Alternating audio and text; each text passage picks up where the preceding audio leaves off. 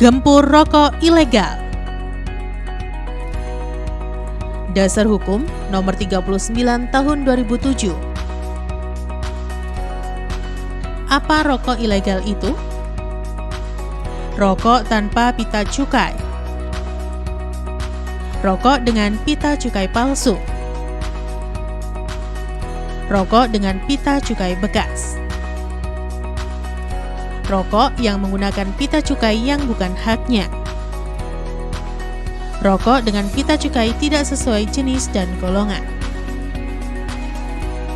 Untuk apa saja dana bagi hasil cukai hasil tembakau? Bidang penegakan hukum, bidang kesejahteraan masyarakat, bidang kesehatan masyarakat. Fungsi pengawasan cukai.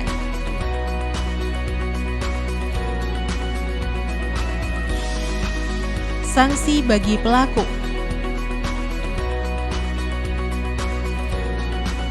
Laporkan peredaran rokok ilegal ke kantor Bea Cukai Malang atau hubungi kami di nomor 08113 777 876. Iklan ini dipersembahkan oleh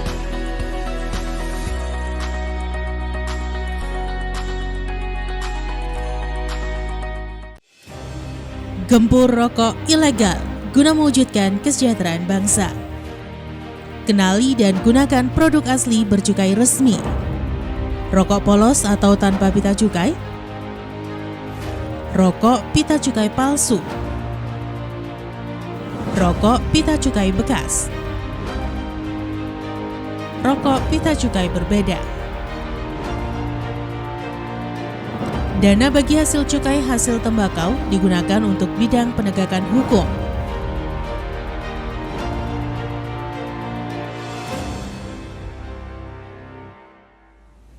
Bidang kesejahteraan masyarakat,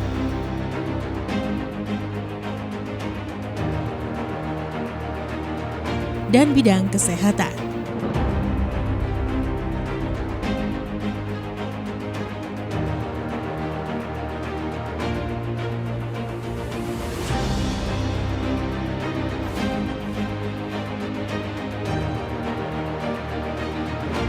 Bagi para pelanggar, akan dikenakan sanksi sesuai Undang-Undang Nomor 39 Tahun 2007. Laporkan peredaran rokok ilegal ke kantor Bea Cukai Malang atau hubungi kami di nomor 08113 777 876. Bersama kita berantas rokok ilegal. Iklan ini dipersembahkan oleh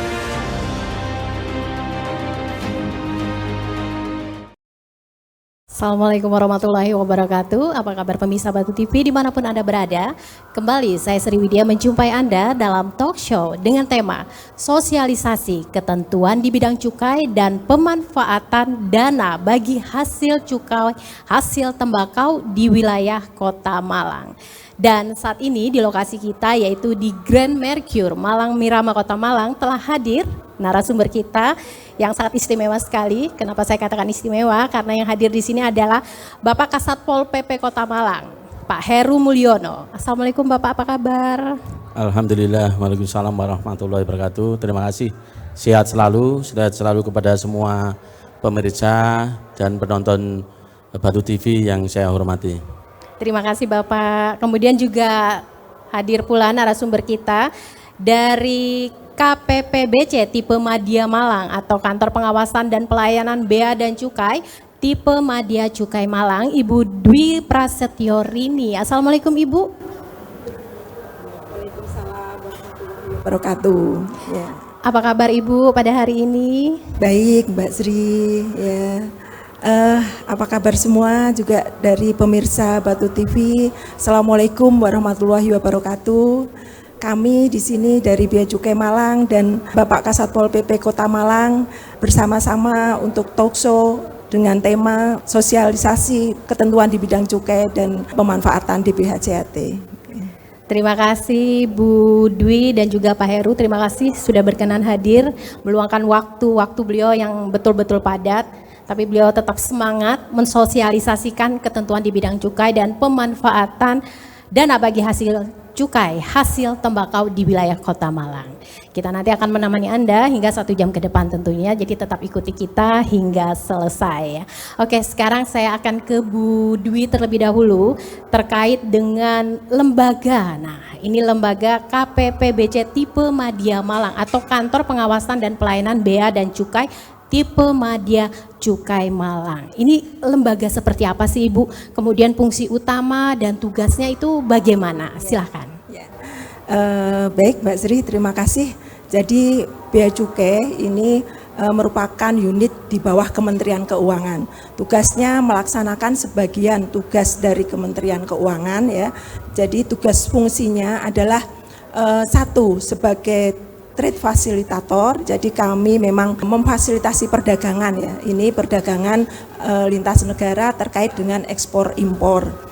Kemudian menjadi industrial assistant atau mendukung industri. Ini mendukung industri dalam negeri agar produk-produk dalam negeri dapat bersaing di pasar internasional.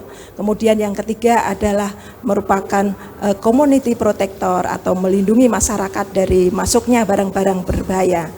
Dan yang terakhir adalah sebagai revenue collector atau pemungut penerimaan negara, khususnya di bidang bea masuk, pajak dalam rangka impor, kemudian bea keluar dan cukai. Seperti itu Mbak. Oke, nah seperti yang kita ketahui ya Ibu ya, bea cukai. Bea cukai ini kan terdiri dari 2 suku kata, bea dan cukai. Nah ini mungkin bisa dijelaskan maksud dari kata-kata tersebut Ibu. Oh iya Mbak Sri. Jadi bea cukai ini terkait tugas dan fungsinya ya di bidang kepabeanan dan di bidang cukai. Untuk di bidang kepabeanan ya seperti saya sampaikan tadi ini terkait dengan perdagangan lintas negara, ekspor impor ya. Tugas kami memungut penerimaan negara di bidang bea masuk, bea keluar, pajak dalam rangka impor. Kemudian cukai itu sendiri tugas kami ini adalah mengawasi produksi barang kena cukai, peredarannya dan juga memungut penerimaan negara cukai itu sendiri Mbak. Kalau termasuk barang-barang yang kena cukai ini barang-barang seperti apa Ibu? Ya, saat ini Mbak Sri, jadi di negara kita di Indonesia terdapat 3 jenis barang yang dikenakan cukai ya. Jadi untuk jenis barang yang dikenakan cukai itu sendiri merupakan barang-barang konsumsi yang mempunyai efek negatif ya. Saat ini terdapat 3 jenis barang yang dikenakan cukai, yaitu etil alkohol atau alkohol murni. Ini karena merupakan bahan baku dari MMEA ya, atau minuman mengandung etil alkohol ya. MMEA sendiri juga dikenakan cukai, dan yang ketiga adalah hasil tembakau yang salah satunya adalah rokok ya, dikenakan cukai ya. Dan rokok ini sepertinya memang masalah yang agak-agak ini ya Bu ya, agak riskan, agak rumit juga ya untuk diberantas hingga saat ini ya. Perlu yang namanya sosialisasi hingga ada yang namanya gempur rokok ilegal ya. Oke, sebelum kita masuk ke situ Ibu, untuk masalah cukai ini kan pasti tidak terlepas dengan dana bagi hasil cukai, hasil tembakau. Nah, saya sekarang ke Pak Heru nih, Pak Heru Mulyono selaku Kasat Pol PP Kota Malang. Mungkin bisa dijelaskan Bapak, apa sih sebenarnya dana bagi hasil cukai, hasil tembakau? Dan biasanya digunakan untuk apa aja Pak, dana-dana tersebut? Silakan. Ya, terima kasih kepada pemirsa Batu TV. Mohon izin, saya nimbrung tadi ke Bu Rini tadi. Ya. Tadi kan bea dan cukai, itu di ngomong perbedaannya, tapi ada persamaannya. Oke, apa itu? Persamaannya adalah sumber pendapatan negara. Uang masuk yang masuk ke negara dipakai untuk pembangunan. Kan itu sama-sama berkaitan dengan duit ya Bu ya ini. Nah, berkaitan dengan duit ini di dalam pembiayaan pembangunan negara, pembangunan yang dilakukan oleh negara Republik Indonesia ini memang ada berbagai sumber. Ya. Salah satunya sumber dari dana bagi hasil, ya, cukai hasil tembakau, ini sumbernya. Nah ini pemerintah pusat mengalokasikan dari hasil cukai hasil tembakau ini itu disalurkan ke pemerintah daerah dalam bentuk bantuan, tapi sifatnya special grant, jadi sudah ditentukan. Nah, sudah ditentukan dana itu dipakai untuk apa? Namanya dana bagi hasil cukai berarti kan ada persentase tertentu yang diberikan ke daerah Ini yang harus dipahami semuanya. Jadi tidak semua hasil cukai itu diberikan ke daerah. Ada persentase tertentu yang diberikan daerah, dan itu daerah pun juga tidak akan sama antara Kabupaten Malang, Kota Batu, nggak akan sama. Berbeda berarti Berbeda, ya, karena Kota Malang bukan penghasil tembakau, ya.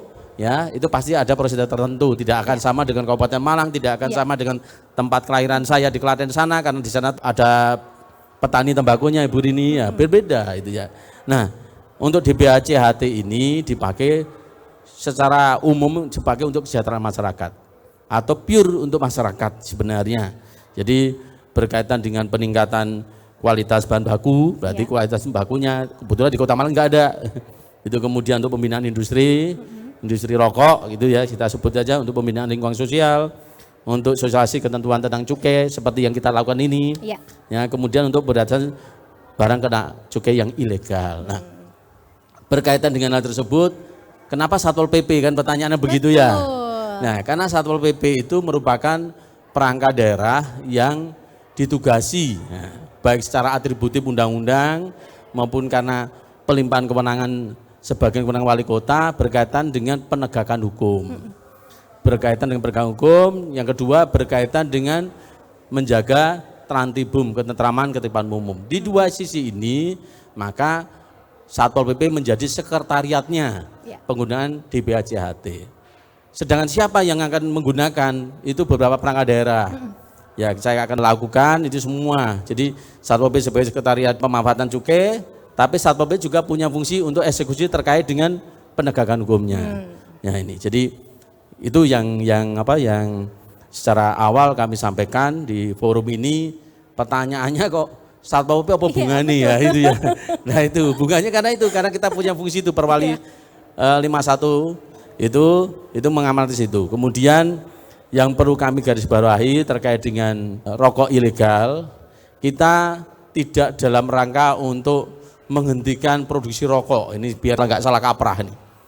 Tapi kita melakukan pengendalian terhadap peredaran rokok yang ada di masyarakat. Ya, karena satu sisi tadi rokok menjadi sumber penghasilan negara, satu sisi rokok memiliki efek negatif untuk kesehatan. Ini perlu kita keseimbangan di sana. Itu aja Mbak. Oke. Mbak Sri. Ya, seperti yang tadi Pak Heru katakan, bukan untuk menghentikan rokok tadi ya, tapi kita lebih mengarah bagaimana sih penggunaannya yang tepat dan seperti apa penyalurannya. Nah, terkait dengan hal yang disampaikan Pak Heru tadi, ini dari Bu Rini sendiri, ini seperti apa Ibu menanggapinya Ibu? Karena kan tentu masyarakat banyak yang salah kaprah ini dengan adanya sosialisasi seperti ini, apalagi melibatkan Satpol PP juga. Ntar jangan-jangan ditutup nih atau ada apa gitu, bagaimana Ibu? Jadi kami memang bersama Satpol PP ini melakukan kegiatan sosialisasi dan juga operasi bersama untuk pemberantasan rokok ilegal. Memang benar seperti yang disampaikan Pak Heru, bukan untuk mematikan atau mengurangi yang produk-produk legal ya. Jadi produk-produk yang ilegal itu tidak memenuhi ketentuan di bidang cukai, yaitu ini tidak dilekati pita cukai atau belum membayar pungutan negara ya. Tadi sudah saya sampaikan bahwa kalau rokok itu merupakan barang kena cukai dan kemudian dalam pemasarannya itu sudah harus dilekati pita cukai atau sudah membayar pungutan cukai, seperti itu Mbak. Jadi sebenarnya ada ciri-ciri khususnya juga ya Bu ya terkait dengan rokok ilegal ini ya, mungkin bisa dijelaskan juga sekalian Bu ciri-ciri khususnya biar bisa menjadi tambahan pengetahuan buat pemirsa Batu TV yang mungkin saat ini sedang menyaksikan kita, karena ini pengetahuan yang sangat penting sekali nih terkait dengan gempur rokok ilegal. Ya, jadi untuk pemirsa Batu TV ya perlu diketahui rokok ilegal itu ada 4 kriteria ya. Yang pertama adalah rokok polos, rokok tanpa pita cukai atau rokok tanpa pita cukai. Ini rokok itu yang beredar di pasaran ya. Ini seharusnya sudah ada pita cukainya. Namun ada beberapa ya. Ini masyarakat yang memproduksi rokok belum dilekati pita cukai, belum membayar pungutan cukai, itu sudah dipasarkan. Jadi ini termasuk kategori rokok ilegal, rokok yang rokok polos, belum dilekati pita cukai. Kemudian yang kedua, ini rokok ada pita cukainya Mbak, tapi menggunakan pita cukai palsu. Ini ya. Jadi pita cukai itu seperti uang kertas kita ya, dicetak oleh peruri. Namun yang pita cukai palsu ini ada oknum-oknum yang mencetak sendiri ya. Jadi mencetak pita cukai sendiri kemudian ditempelkan ke produksi rokoknya. Ini merupakan rokok ilegal ya, menggunakan pita cukai palsu. Kemudian yang ketiga menggunakan pita cukai bekas ya, pita cukainya asli. Atau lelesan Bu ya? Lelesan biasanya ngomongnya. Ya, biasanya bosan kita lelesan Bu. Iya. Sudah digunakan, Ya, kemudian digunakan dipakai kembali. lagi. Ya, itu juga tidak boleh. Kreatif Bu Indonesia.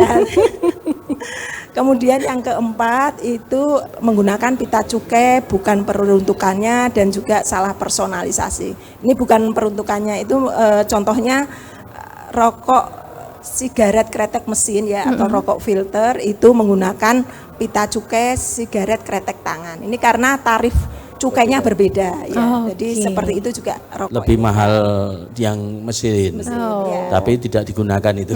Iya, menggunakannya sigaret kretek tangan. Seperti itu. Oke, nah sekarang saya ke Pak Heru nih. Ini bagaimana Bapak bentuk upaya Satpol PP dalam melaksanakan penyampaian informasi, apalagi yang tadi dikatakan Bu Rini bahwa terkait rokok ilegal ini masih banyak sekali penggunaan pita cukai palsu dan yang lain-lain. Ini penyampaian informasinya seperti apa Bapak? Jadi gini, sebelum ke situ saya akan sampaikan dulu. Ini DBHCHT digopo ae sih, itu ya. Biar masyarakat Kota Malang atau umumnya tahu. Jadi dana bagi hasil cukai itu sebenarnya terbagi menjadi 3 bagian ya penggunaannya. Yang pertama saya sampaikan utamanya di kesejahteraan masyarakat.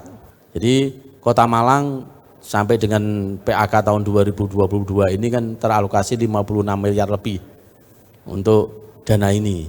50%-nya atau 28 miliar itu dipakai untuk bidang kesejahteraan masyarakat. Nah, di dalam bidang kesejahteraan masyarakat ini teralokasi untuk dana BLT atau bantuan langsung tunai diberikan pure kepada masyarakat. Ya, itu 1 orang sekian ratus ribu dan seterusnya. Itu. Kemudian yang kedua dipakai untuk pelatihan-pelatihan prakerja. Ada masyarakat kepingin menjadi pekerja di pabrik rokok, dia nggak punya kemampuan apa-apa, maka dia dilatih untuk bagaimana melinting ya. Betul Ibu ya kata melinting ya. Melinting rokok ya itu seperti apa. Kemudian bagaimana kalau dia mau masuk di mesin, bagaimana dia ingin mengoperasikan mesin, itu di situ. Nah, kemudian kalau ada yang dia karena suatu hal berhenti dari ya pekerja rokok, dia ingin mendirikan atau usaha informal, misalnya ya dia ingin membuka usaha kuliner dan seterusnya, dia dilatih situ. Nah, setelah dilatih mereka mendapatkan bantuan modal baik berupa peralatan atau keringan-keringan yang lainnya. Ini dilakukan di situ. Itu 50% teralokasi di situ. Nah, kemudian 40% ya itu teralokasi untuk kesehatan, untuk JKN.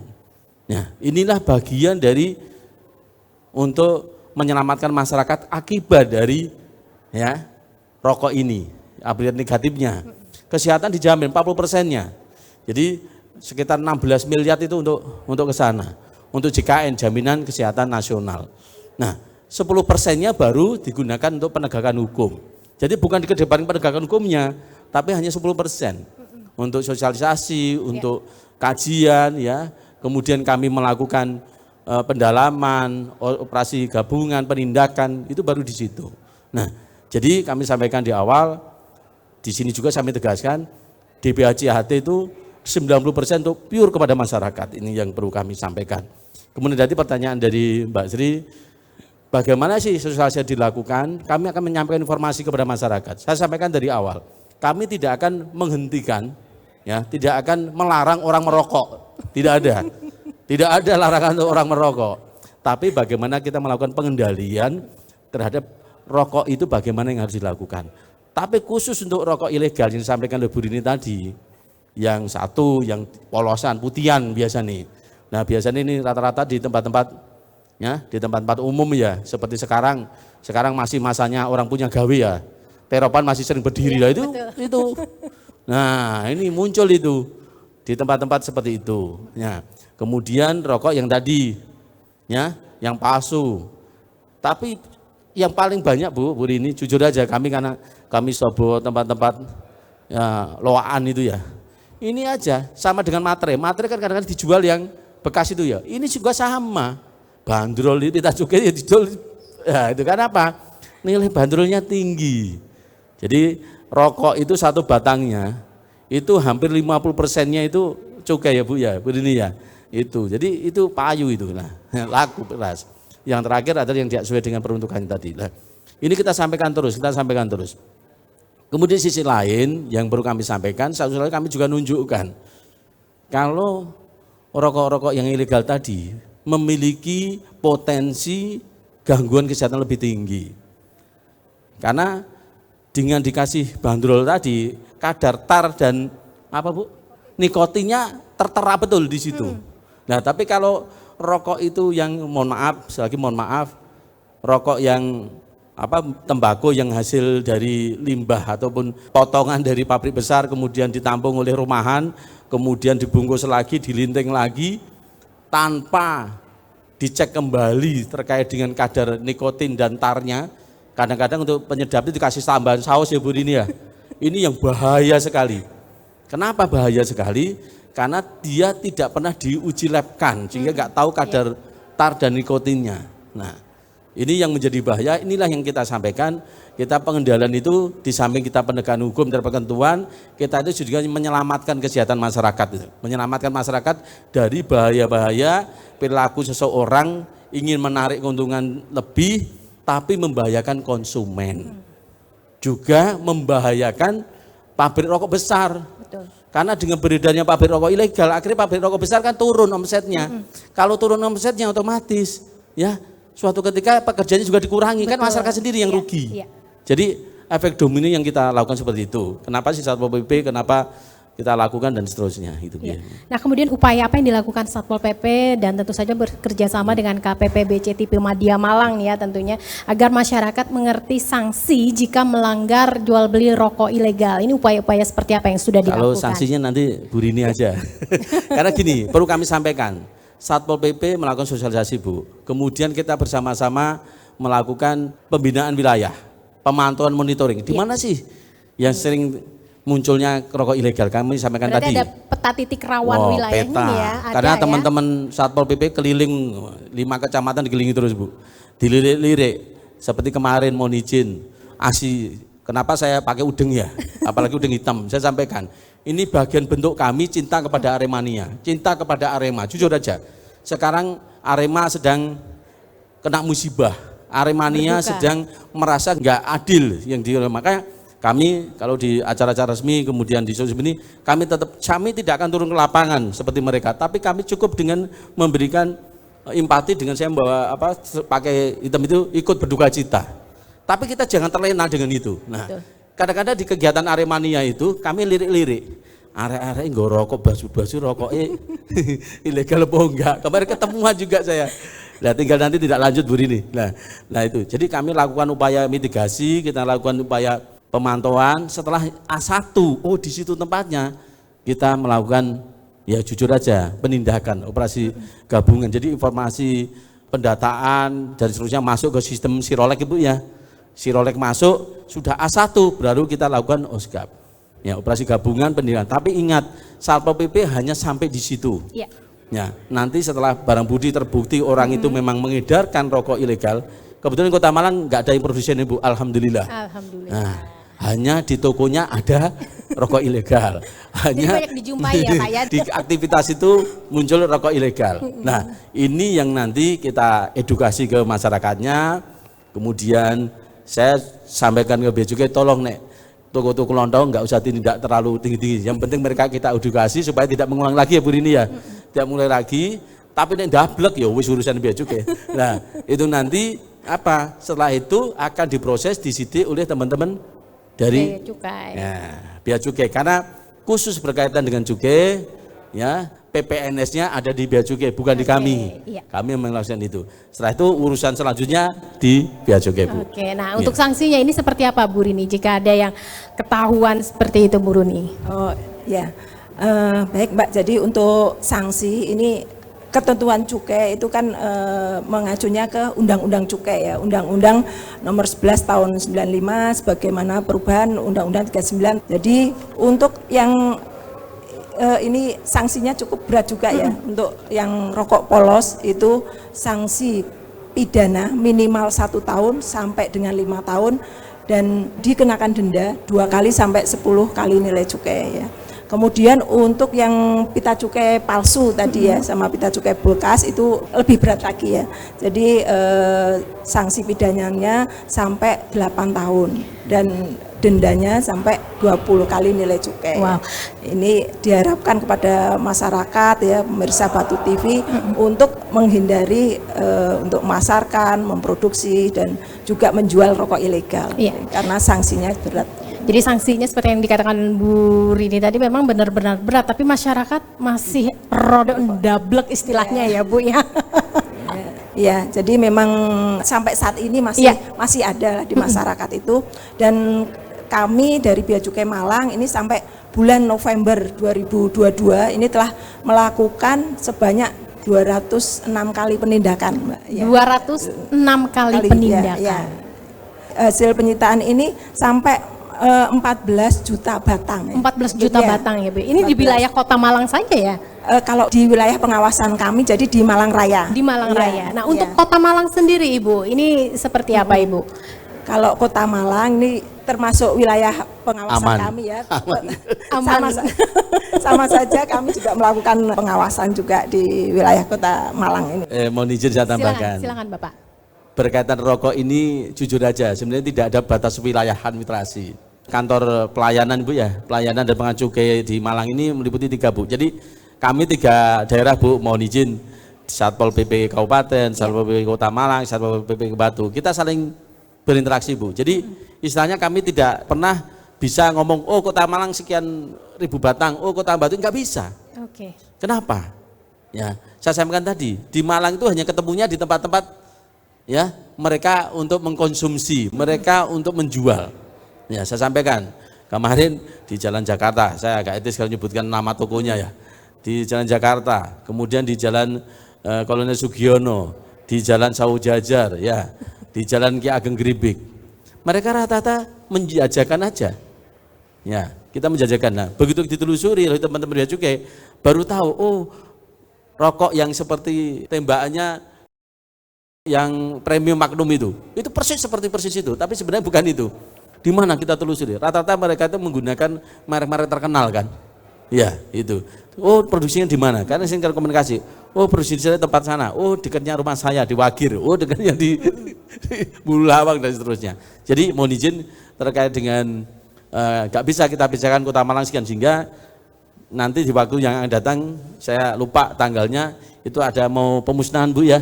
Pemusnahan barang bukti itu tidak hanya di daerah itu Bu. Ya. Jadi Malang Raya jadikan satu ya Bu, insya Allah ya Pak Gunawan. Jadi satu. Jadikan satu, itulah kita musnahkan. Itu yang punya gawe Bea Cukai.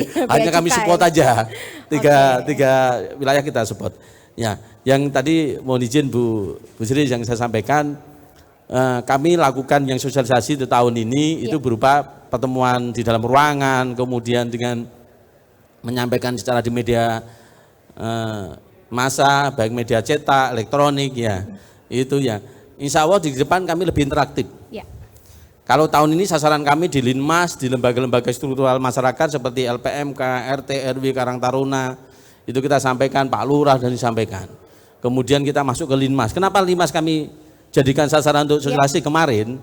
Itu kenapa? Linmas itu terkenalnya dengan komandan terop. Orang punya gawe pasti ono Linmas sih. Betul. Nah, itulah yang kita coba. Linmas kita edukasi. Ya, rokok ilegal yang tadi sampaikan Bu Rini itu seperti ini loh. Paling tidak Linmas itu sudah mulai ngelingno, rek ojo nganggo rokok ngene leh. Tapi kalau nggak direken dia laporkan ke kami. Saya sampaikan Linmas nggak boleh melakukan tim penindakan. Nanti geger karena PDW nanti. Nah, kita harus lakukan. Tahun depan insya Allah, karena insya Allah tahun depan masih ada alokasi itu ya Bu Rini ya. Nah, kita lebih interaktif. Contohnya di mana? Di tempat nongkrong-nongkrong. Itu ya. Kan anak-anak muda itu kan sering tempat nongkrong seperti kafe ya. Betul. Seperti kemungkinan suatu ketika kita akan mengadakan acara jalan sehat itu ya. teman-teman dari tim kreatifnya Satpol PP sudah mendesain ada jalan sehat, ada di Car Free Day dan seterusnya. Ya itu kita lakukan sosialisasi secara masif. Supaya apa sih? Rokok ilegal itu demi sedikit bisa terkurangi. Kalau rokok ilegalnya terkurangi, kan pangsa pasarnya rokok masih besar. Betul. Sehingga produksi di pabrik-pabrik rokok itu semakin tinggi, semakin dibutuhkan oleh masyarakat. Kalau di produksinya dituntut tinggi, otomatis nggak ada namanya pabrik rokok yang kolab, ya Bu ya. Pabrik rokok akan bangkit semua. Otomatis kalau pabrik rokok bangkit, tenaga kerja juga besar yang terserap. Ya, efek dominonya begitu. Saya sampaikan, dengan adanya rokok ilegal ini mematikan pabrik rokok yang settle. Kalau pabrik rokok yang settle sudah mati, otomatis ya tenaga kerja juga banyak dirumahkan. Inilah efeknya.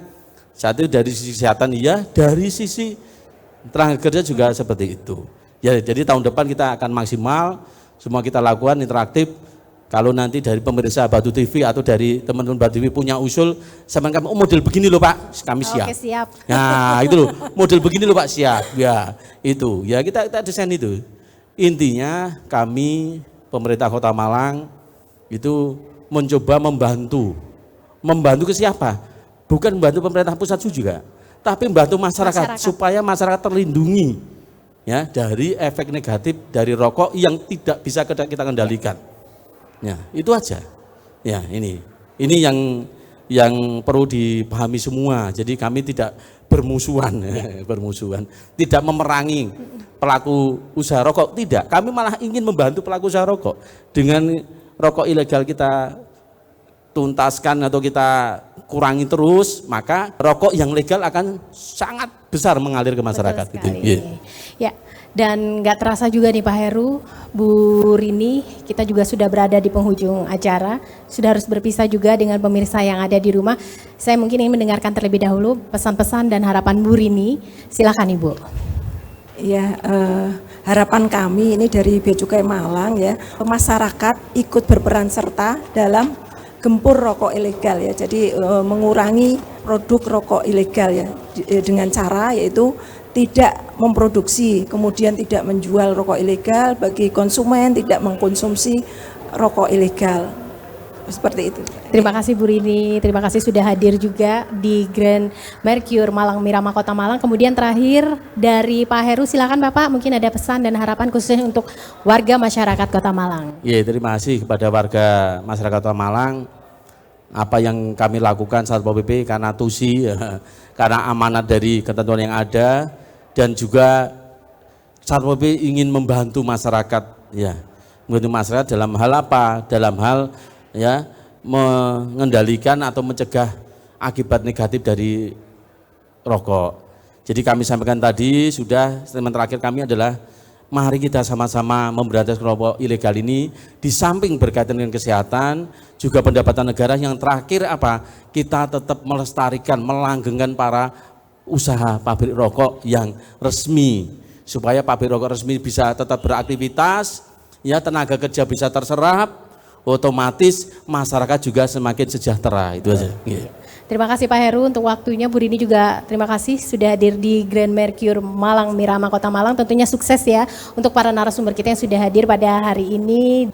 Akhirnya pemirsa Batu TV dimanapun Anda berada, sampai di sini dulu kebersamaan kita dalam talk show dengan tema sosialisasi ketentuan di bidang cukai dan pemanfaatan dana bagi hasil cukai, hasil tembakau di Kota Malang. Mudah-mudahan apa yang tadi yang sudah disampaikan oleh para narasumber kita bisa memberikan satu manfaat yang sangat luar biasa sekali untuk pengetahuan Anda warga Kota Malang.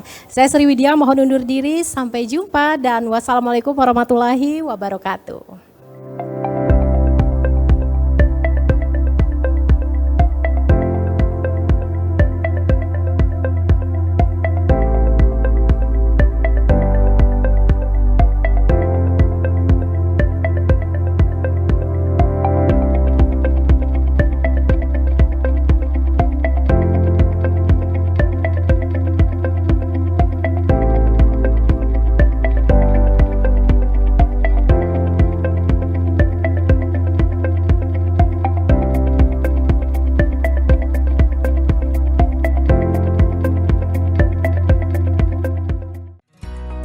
Gempur rokok ilegal.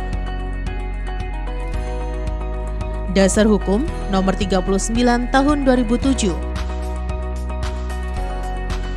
Apa rokok ilegal itu? Rokok tanpa pita cukai, rokok dengan pita cukai palsu, rokok dengan pita cukai bekas, rokok yang menggunakan pita cukai yang bukan haknya, rokok dengan pita cukai tidak sesuai jenis dan golongan. Untuk apa saja dana bagi hasil cukai hasil tembakau?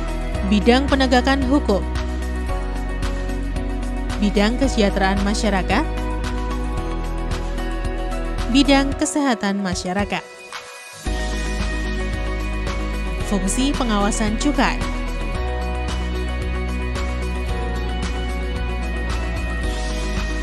sanksi bagi pelaku,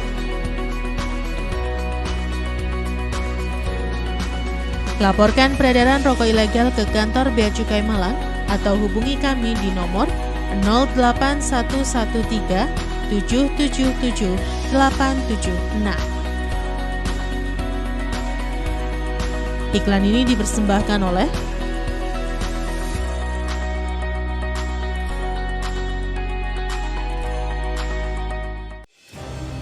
Gempur Rokok Ilegal guna mewujudkan kesejahteraan bangsa. Kenali dan gunakan produk asli bercukai resmi. Rokok polos atau tanpa pita cukai, rokok pita cukai palsu, rokok pita cukai bekas, rokok pita cukai berbeda.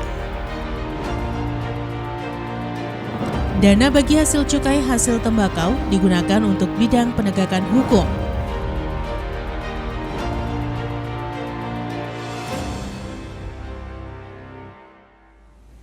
Bidang kesejahteraan masyarakat,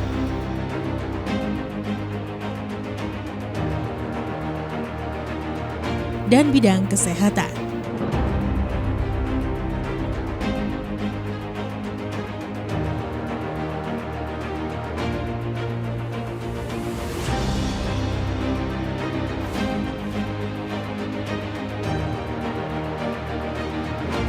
Bagi para pelanggar, akan dikenakan sanksi sesuai Undang-Undang Nomor 39 Tahun 2007. Laporkan peredaran rokok ilegal ke kantor Bea Cukai Malang atau hubungi kami di nomor 08113 777 876. Bersama kita berantas rokok ilegal. Iklan ini dipersembahkan oleh